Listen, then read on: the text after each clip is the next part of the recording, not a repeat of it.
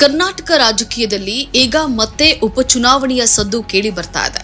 ಹೌದು, ರಾಜ್ಯದ ಮತ್ತೆರಡು ವಿಧಾನಸಭಾ ಕ್ಷೇತ್ರಗಳು ಈಗ ಅಧಿಕೃತವಾಗಿ ಖಾಲಿಯಾಗಿದ್ದು ಶೀಘ್ರದಲ್ಲೇ ಎಲೆಕ್ಷನ್ ಅಖಾಡ ಸಜ್ಜಾಗಲಿದೆ. ಈ ಎರಡೂ ಕ್ಷೇತ್ರಗಳು ಯಾವುವು ಮತ್ತು ಈ ದಿಢೀರ್ ಬದಲಾವಣೆಗೆ ಕಾರಣ ಏನು ನೋಡೋಣ ಬನ್ನಿ.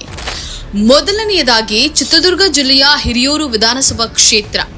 ಈ ಕ್ಷೇತ್ರದ ಶಾಸಕರಾಗಿದ್ದಂಥ ಡಿ ಸುಧಾಕರ್ ಅವರು ಇತ್ತೀಚೆಗೆ ನಿಧನರಾದ ಹಿನ್ನೆಲೆಯಲ್ಲಿ ಈ ಸ್ಥಾನ ತೆರವಾಗಿದೆ. ಹಿರಿಯ ನಾಯಕರ ಅಗಲಿಕೆ ಈ ಭಾಗದಲ್ಲಿ ದೊಡ್ಡ ರಾಜಕೀಯ ಪಲ್ಲಟಕ್ಕೆ ಕಾರಣವಾಗಿದೆ. ಇನ್ನು ಎರಡನೆಯದು ಉತ್ತರ ಕರ್ನಾಟಕದ ಪ್ರಮುಖ ಕೇಂದ್ರವಾದಂತಹ ಧಾರವಾಡ ವಿಧಾನಸಭಾ ಕ್ಷೇತ್ರ.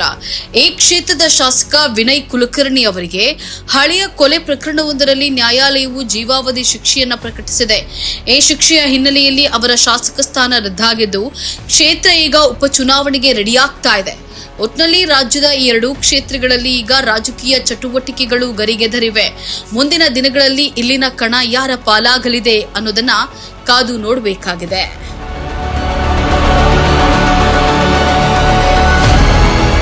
ಇನ್ನಷ್ಟು ವಿಡಿಯೋಗಳನ್ನ ನೋಡಲು ನಮ್ಮ ಚಾನೆಲ್ ಅನ್ನ ಸಬ್ಸ್ಕ್ರೈಬ್ ಮಾಡಿ, ಬೆಲ್ ಐಕಾನ್ ಕ್ಲಿಕ್ ಮಾಡಿ.